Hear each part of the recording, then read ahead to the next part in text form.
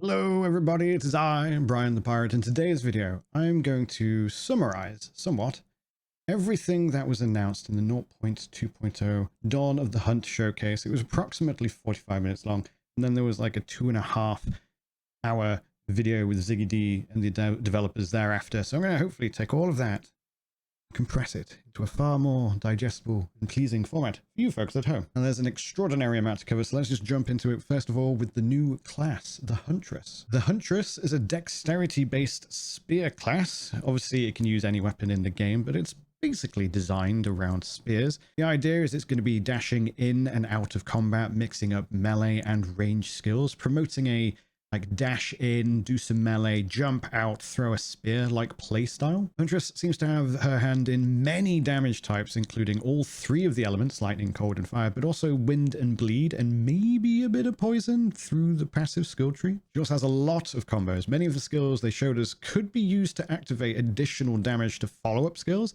It's looking like the spear skills are going to be likely a favorite for those of us that enjoy the multiple buttons and combos playstyle.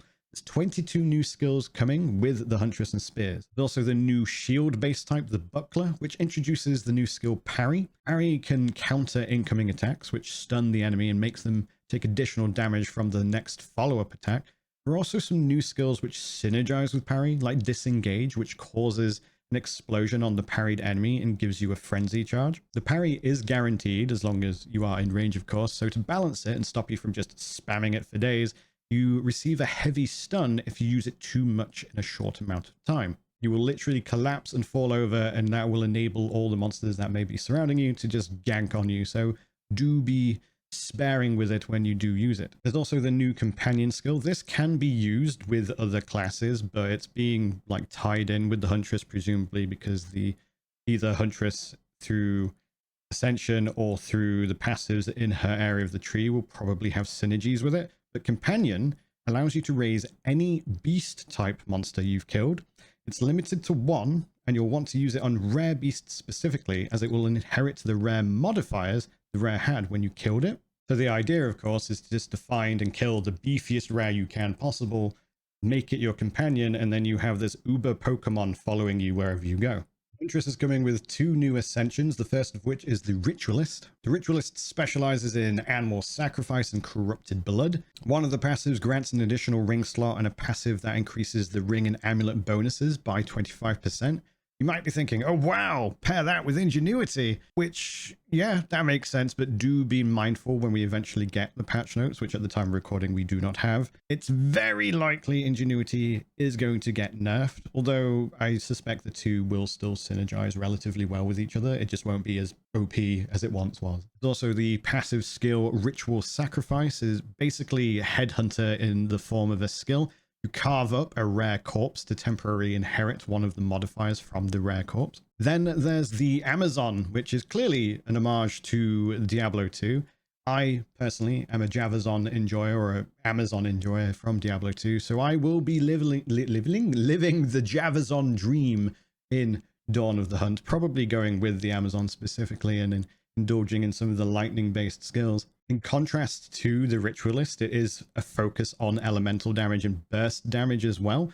For example, there's Predatory Instinct, which essentially adds bars of a slightly different red color to the rare and unique enemy health bars. Damage you deal during these other colored parts of the health bar is increased by 50% multiplicatively. So you'll want to time any of your cooldowns or temporary buffs for those moments. There's also the Critical Strike passive. That is literally its name, and it allows you to stack additional accuracy to gain additional critical hit chance. So that's going to be really, really good for accuracy stacking. A lot more to these ascendancies. They only showed us so much, however, and I only have so much time. So we're just going to move on because there is just so much to cover. We are getting 3 new ascendancies, 2 of which they teased in the lead up to the announcement, one for the warrior and one for the mercenary. The first one is the Smith of Katava, the 3rd warrior ascendancy. As the name implies, this is thematic to forging additional power to your armor or weapons. You can gain additional fire damage and explosions to your weapon, for example, or even summon an animated weapon. The most interesting part of this, very bizarre looking ascendancy though, is you can essentially make a customized chest piece. Smith's Masterwork is a free node and once allocated will give you the freedom to allocate up to 8 modifiers to your armor. They're all defensive, like additional resistances, reduced incoming crit damage, or increased maximum life. The penalty for this, however, is the body armor that you're actually wearing cannot have any modifiers on it. It has to be a white normal armor. I actually really like the concept of this one. One looks very peculiar. It's very unique as an ascendancy. My concern is that because you only have a normal body armor / chest piece, you're not gaining additional armor or evasion or energy shield from the armor itself, or from what we can tell, the nodes in the ascendancy tree, because they're all to do with resistances, life, and other things. There's no scaling with actual defense. Ultimately, though, I don't know what unique items are being added or what changes are happening to the actual passive tree. So there could be lots of other scaling from other places and other ways to synergize those things. So it could potentially actually be really, really powerful and lead to being one of the most probably hardcore friendly classes in the game. Next, you have the Tactician, which is the third ascendancy for the Mercenary. The theme for this one seems to be more about utility. Projectile damage has pin built into it, for example. You can summon multiple banners at once. And there's even a node that just gives your allies, be they minions or other players, 25% of your main hand weapon damage. I can see this one becoming the go-to for Aurabot players in group play, but also suspect we will see some pretty cool minion builds with it as well. Lastly, we have the third Witch Ascendancy, known as the Lich. You actually get to be one of the undead. It specializes in Chaos, Curses, and Energy Shield. One of the passives allows you to double the stats on a rare or magic jewel, which I imagine also synergizes with the Adorned. However, to offset this, if you have no energy shield, your mana costs are increased by 50% multiplicatively. Another node gives you the means to gain a 33% chance to explode cursed enemies for a quarter of their maximum life as chaos damage. And then there's Dominion over Flesh, which allows you to apply an additional curse and curse hexproof enemies. Personally, I'm loving all of these ascendancies. They feel very unique. The Tactician one, I'm a bit on, like, it's more of a wait and see. I felt that way with all of the Mercenary ascendancies, to be fair. I saw potential in all of them, but I was concerned that they would be very narrow in scope in terms of build craft. Who knows? I'll have to play them to really get a proper feel for them. Moving on to skills, I mentioned there's 22 skills being added. I believe that is specifically for like the spears and the Huntress. However, there are some other skills being added outside of ascendancies as well. Raise Spectre has finally been added. Raise Spectre will essentially allow you to pick any monster that you've killed in the game and then utilize that to create an army. Depending on the strength of the monster, the spirit cost will vary and they'll revive automatically. Unlike the companion skill, however, you can have multiple specters at once. So you can bind a weak monster but have a lot of them, or bind a really strong monster but only have a couple of them.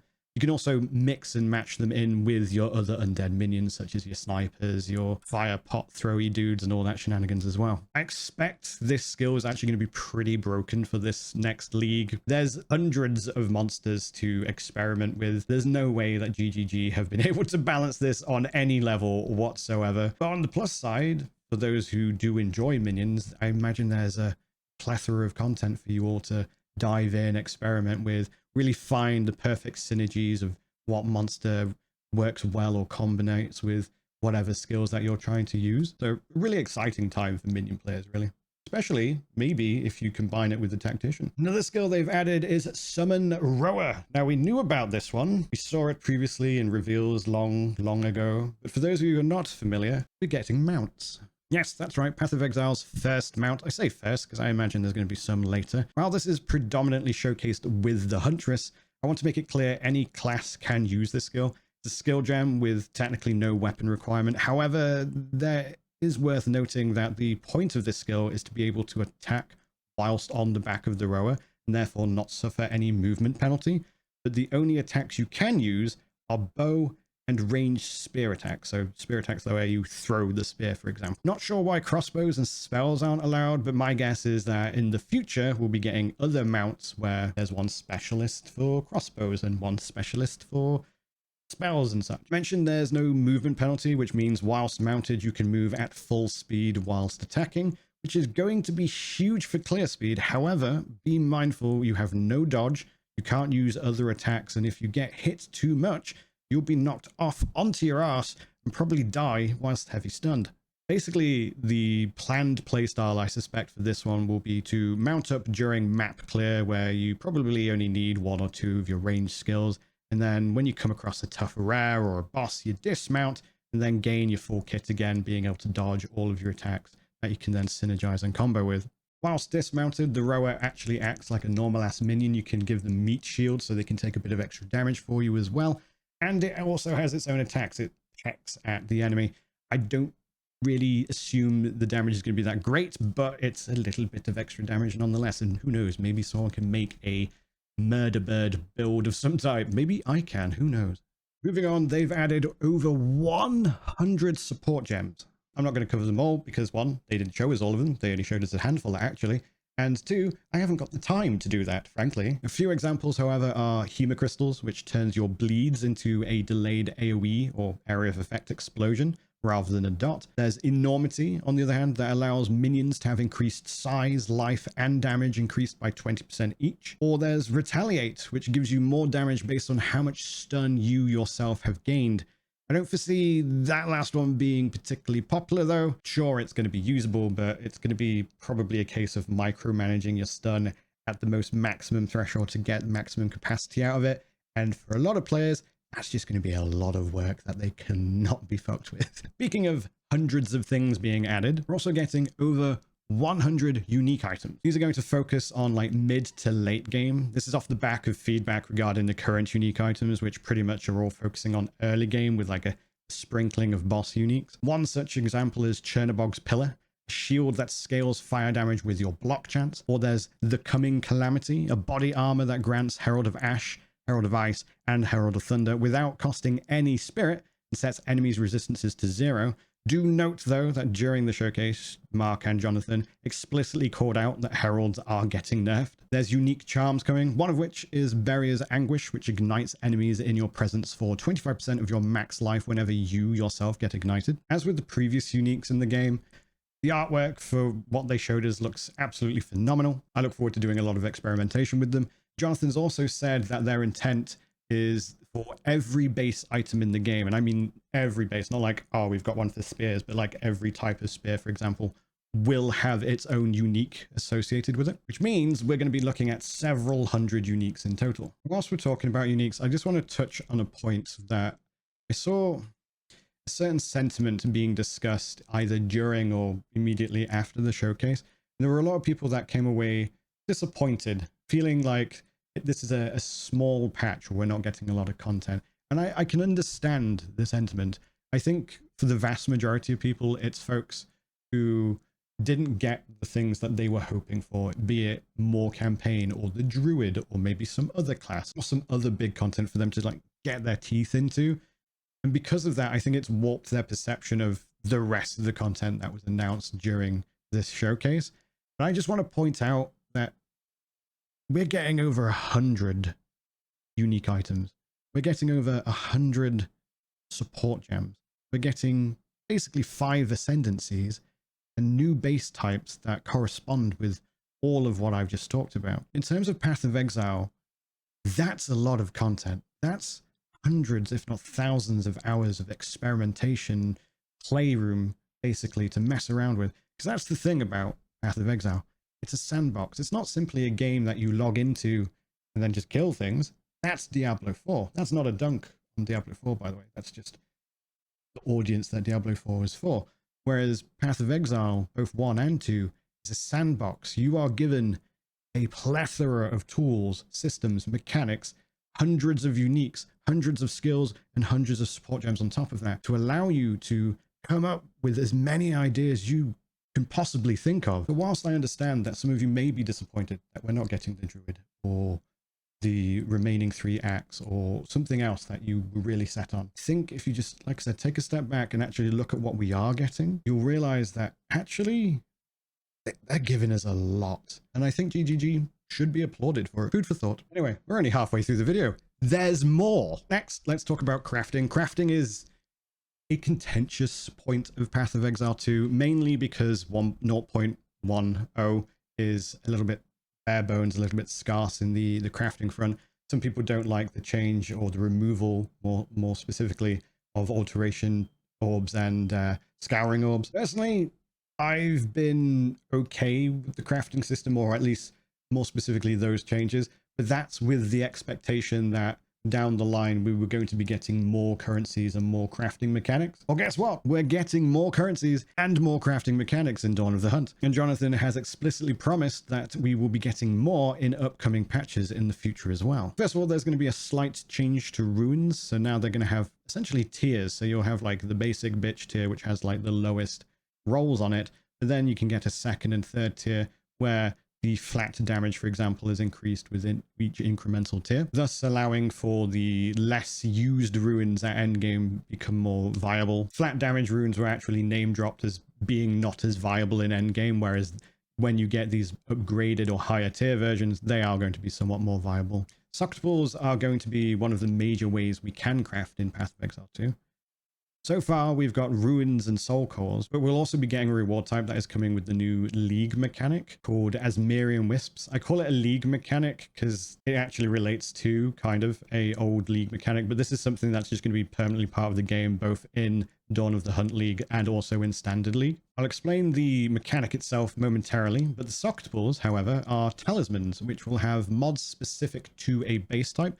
So the boar talisman, for example, will give a +1 or gain 1 rage on melee hit when it's used in gloves, whereas the rabbit talisman makes you immune to corrupted blood when used in body armor. We're also getting fracturing orbs. For those of you who are familiar with PoE 1, you're probably very excited to hear that. For those of you not familiar with PoE 1, a fracturing orb allows you to make a random modifier on an item permanent, which will then mean no matter what currency you use on it whilst crafting, the fractured modifier will never change. So you could use an essence, for example, to add a modifier you really want relatively easily to an item, and then use a fracturing orb to make it permanent, so you don't have to hunt down another base item type. It will also mean that Chaos and Annulment orbs are about to become substantially more useful, so bear that in mind when trading your currency. Back to fracturing orbs though, they will be obtained through a new endgame mechanic that I'll come back to later. Speaking of essences, they're adding 4 corrupted essences: Hysteria, Delirium, Horror, and Insanity. To get them, you need to use a Val orb on an imprisoned essence monster that has a greater essence on it already. It's not guaranteed, it's just one of the possible outcomes of using the Val orb. These greater essences are a little different to the regular ones, both mechanically but also how they function in crafting. They seem to have more of an impact on the crafting rather than adding a modifier instead. The one they showed us was the Essence of Insanity.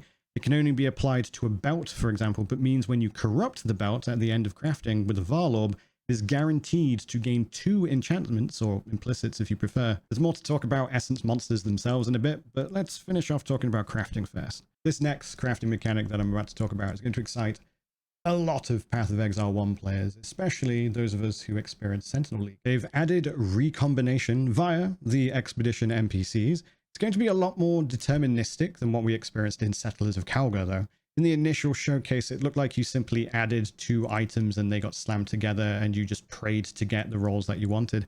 However, in the Ziggy D interview thereafter, Mark and Jonathan explained they're actually going to be making some tweaks that allow the player to add 2 items and then specifically select the mods they want from each item. The rarer the mods and how many mods you select will impact the chance for those mods to roll on the combined item. I believe they also said there's a chance that no item will be crafted at all. I'm a big fan of recombinators. I loved them in Sentinel. I think they were one of the best crafting tools in the game. They added just a little bit of determinism without breaking the game, in my opinion. When they implemented the recombinatory in Settlers of Calgar, it just didn't feel as nice, and I'm really liking the sound of this one, being able to actually select what you want and then have an idea of your chances of what you're going to get. It just, having that little bit of control but still making a gamble, I think is the best way to do it, you know? So that's much of like the fundamentals, you know, the items, the classes, the like things you can do with those tools, but we haven't really talked about the actual playable content yet. Earlier in the crafting section, I mentioned these new talisman socket balls. Now let's talk about where you or how you get them. So coming back to the Asmerian Wisps. So for those of you familiar with Path of Exile 1, it's basically Torment League or Ghosts. For those of you not familiar, you'll have a chance for a wisp to appear in whatever map or zone you're in the campaign. You then have to follow this wisp where it will pass through monsters, buffing them and eventually possessing a rare monster at the end. It sounds like the possession is guaranteed, unlike with ghosts in Path of Exile 1, as long as there is a rare to possess. The possessed rare will then gain additional buffs, but also an additional skill. One example was this phantasmal bear that intermittently appears and does a slam. Another was some angry kittens that appear and jump at you, as kittens are wont to do. And then there was another that involved some angry owls. There's also the chance to come across a rare sacred wisp, which basically upgrades monsters, so normal become magic, magic become rare, and then when possessing the rare at the end, it will become a random unique boss. If you take too long to follow the wisp, however, it will disappear, leaving you high and dry. For the most part, I like this idea. It feels like an upgrade to Torment, but on the other hand, it'll depend on how much the escort part of the mechanic feels, as it might be really slow, of course, and also there's a chance that when the wisp possesses a rare at the end, depending on the combination of modifiers it already has and the wisp that you get and what modifiers it grants, you could end up making some uber rare that's just unkillable and therefore bricking your map. We're also getting 7 new unique maps, including an Esmeri map, which will contain multiple wisps within it, as well as some new unique bosses. There's also the Feral Megaliths, I believe it was called. You touch a bunch of rocks or monoliths to empower Stonehenge. You go up to Stonehenge, you give it a lick, and suddenly you are in a boss rush that can have 10 bosses. You can trigger when each of these bosses starts. You have to kill one after the other, and they get more and more powerful as each new boss is spawned. You'll get full boss drops from each of the bosses, as well as a chance to get a new tier of runes, which I probably should have mentioned in the earlier segment, that are only obtainable from this map.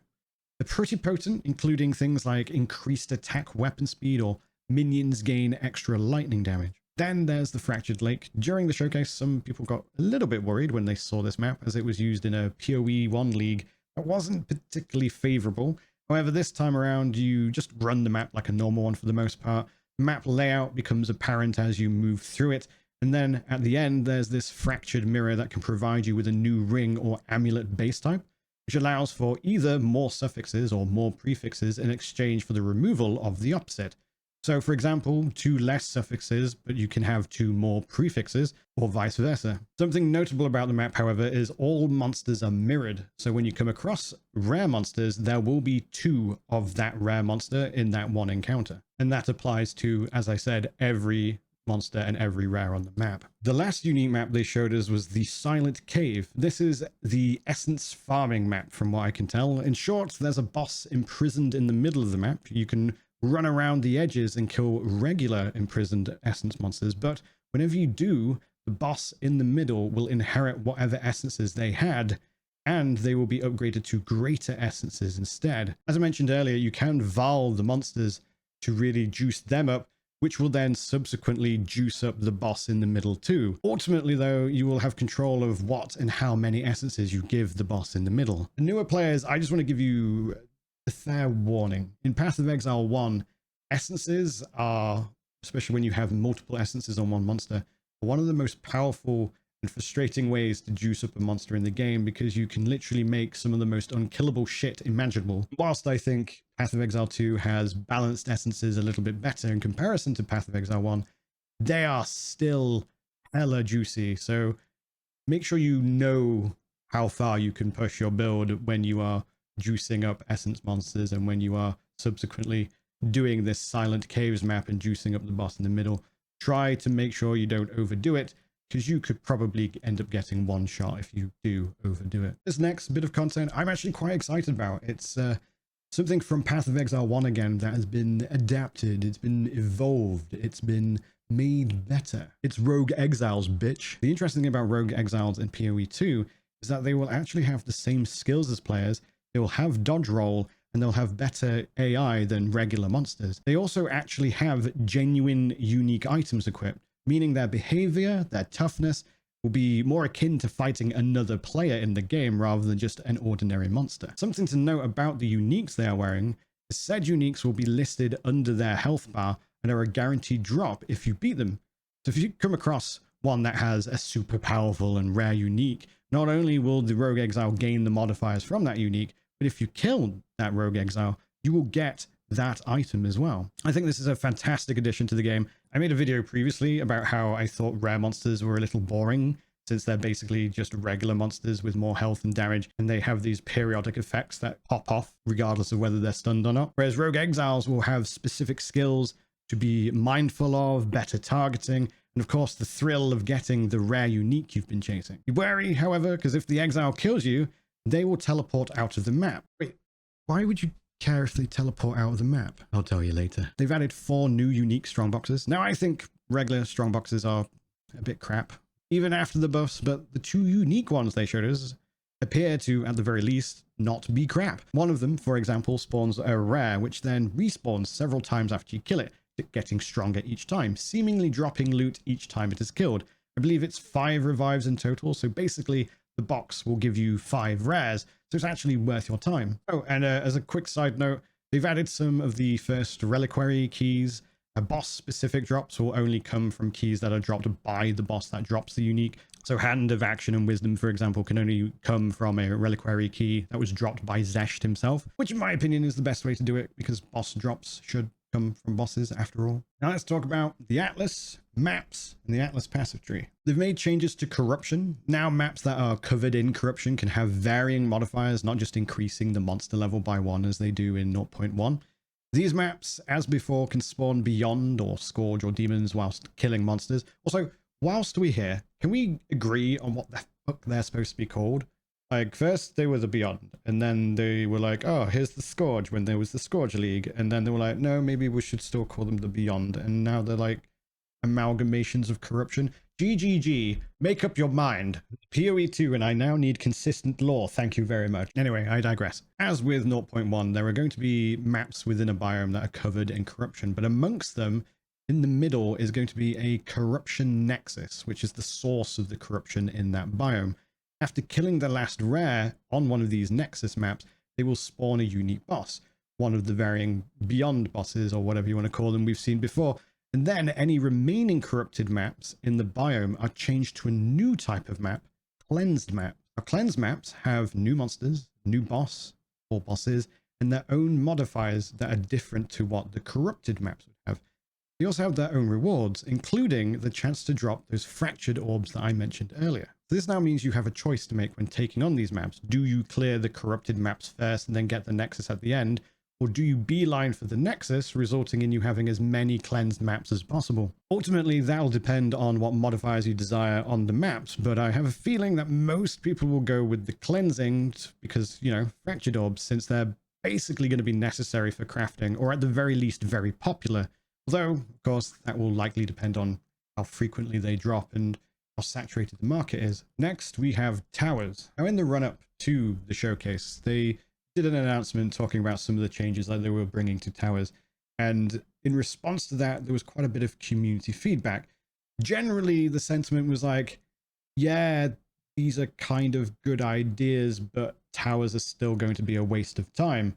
And then in response to that, GG have made subsequent changes. So now there are going to be far fewer towers on the Atlas. However, towers can now have multiple tablets inserted into them, and tablets are themselves significantly buffed. During the showcase, they said 3 slots, but there is a 4th slot in the tower UI, which they made no mention of or addressed whatsoever. My guess is it's unlocked through the Atlas passive tree, which they are going to be making quite a bit of changes to. They're adding a lot of passive nodes that affect towers and all the new like league mechanics and such as well. So hopefully the Atlas tree is a bit more exciting and not just like 4 different ways of get more items. Now, to be able to add more tablets to a tower, you have to unlock the additional slots. To do this, you upgrade the waystone to either magic or rare. The more modifiers on the waystone, the more slots you unlock for the map. So white maps will give you 1 slot, magic maps gives you 2, rare maps gives you 3. Subsequently, using higher tier maps also increases how many of the maps in radius are affected by the tablets. So if you run a tier 15 map, you will double how many maps are affected by each tablet, which in most cases will result in full coverage of the tower's presence. Tower maps can now spawn all types of encounter, including bosses. Each map has its own boss. One of the towers they showed us actually has 2 that are fighting each other. I think this is a great change, personally. I wasn't someone who hated towers. I liked the concept of them, and I previously spoke on some ideas that I thought would improve them. I still think the layouts may need some work, and they should probably be more, you know, tower shaped. But otherwise, they've basically addressed all of my other complaints that I made in my first impressions video. They're now actually worth doing, and you get substantial rewards from them. You can actually feel like it's worth using higher tier waystones and using magic and rare waystones rather than just dumping a tier 1 into them. And because there's far fewer towers, you're not rushing to all of them and then doing all the busy work to then set up all your maps. It's just go to the one tower and then you get basically full coverage. Also talking about waystones, Mark also addressed map sustain. In fact, he basically said that the people who are struggling the most with map sustain are the people who are dying a lot, meaning, yes, it's a skill issue. However, Mark conceded, and I agree, that the playstyle of the campaign basically trained players into not fearing death, to embrace death, like you're supposed to die on bosses and learn the mechanics and such. And then suddenly you get the end of the campaign and the room to experiment and the room to die is suddenly pulled out from under you, and you no longer have the opportunity to learn mechanics, to learn an experiment and figure things out. You get one death and you lose the map, which of course, especially if you're a newer player, is a very jarring change. So to address this, they've made some changes. First of all, if you do a tier 6 map, for example, you will not be able to drop a tier 5 or lower waystone. You will only get tier 6 or higher. If you kill a boss on a tier 6 map, you are guaranteed a tier 7 map as a reward. Secondly, maps can now have multiple attempts on them. You can die more than once. Hallelujah! How many portals you actually get scales with what you do with the map. So let me explain. They didn't give us specifics, so some of this is slight guesswork, but you'll get the idea. Say you've got a white map or a map with 1 modifier, that will have 6 portals on it. Whereas if you have a map that has, say, 2 to 4 modifiers on it, you will get 3 portals on it. And if you have 5 to 6 modifiers on the map, it goes back to 1 modifier. It means you no longer need to live in fear of bricking map after map after map, because you will have the advantage of going, you know what, I only want to make this a blue map or whatever, and I will be able to have multiple attempts. One thing I will say though, especially to newer players, is be mindful of what you can do. I think a lot of the time what happens is someone will find a rare map or a map that's a tier or 2 higher, and then they go, well, I've got the waystone, I may as well give it a go. And then they fail and then get frustrated, or they keep banging their head against this treadmill of trying to push beyond their means. Now you will always find waystones that are appropriate for your level, so you can just keep farming them until you get the gear or items or whatever necessary to upgrade your build, and then actually push for those higher tier maps. I think this is a fantastic and inevitable change at the end of the day. One of the most annoying things about endgame in 0.1 was dying to RNG. Maybe it was a bug, maybe you just came across a rare monster that just had the most batshit crazy modifiers that just perfectly countered your build. Maybe you got one shot from something off screen. Dying in those circumstances in ways that are basically out of your control and losing the waystone, the events, the map, it's incredibly frustrating. Probably one of the most frustrating things that was in the game currently. So I think for many, myself included, this is a very, very welcome change. Speaking of deaths, now when you do pinnacle bosses such as the Arbiter of Shenanigans or whatever his name is, if you die, you don't lose XP anymore. If you kill him, you don't gain XP, but I think that's fair trade. You don't have to, again, live in fear of attempting a boss and then, of course, losing a whole chunk of XP because you couldn't kill him. Also, regarding portals, if you're playing in a group with friends, say there's 3 of you, you each get however many portals are assigned to the waystone. So say you make a 3 modifier waystone and it gives you 3 portals. Each of you get 3 portals. I think this is a really cool change. It somewhat incentivizes multiplayer. I mean, you could even argue it's a slight advantage, but not one that I'm bothered about. Some people will be, but get over it. Some of you don't even have friends, so you don't even have to worry. Sucks to be you, I guess. Oh, and there's unique tablets. One of the tablets they showed us, you put it in the tower, and then it allows you to utilize any of the maps within the radius. So for example, if you've got, say, a mountain range or there's no connections, or maybe a sea between you and another landmass, you can put this unique tablet in one tower, potentially skip over the sea to select a map on the other continent or landmass, whatever. And of course, this will also enable you to skip things like Val Factory and Maya and every other map we hate. I think that's about it. Like I said, there's a lot. I'm excited for Dawn of the Hunt. I'm very eager to try out the Huntress, particularly the Amazon Ascension. Maybe do something with the Bleed build as well afterwards as a follow-up. I'm the sort of person who really enjoys the build crafting, the theory crafting. So this is a fantastic patch for me. I'm loving the end game changes and all the additional content. I'm going to have a really good solid 2 weeks out of this and then probably jump onto the Last Epoch. My plan is on launch on the 4th. I will be playing and starting a Huntress. I'm then getting a tattoo on the 5th, the Saturday, and it's going to be on my hand and forearm and my wrist. Which means, one, I won't be able to play on Saturday or on the Sunday because I'll be trying to rest and let it heal somewhat. Then from Monday onwards, I will be playing Path of Exile with a controller. Now, I'll be doing this on twitch.tv/Brian the Pirate. So if you want to see what the controller experience is like, or maybe you just want to ask me questions about the game or talk about hobbies whilst supping tea or whatever else, then drop on by to the channel, give it a follow. Also, if you like this video, you should probably actually give it a like because it helps vastly with the algorithm gods.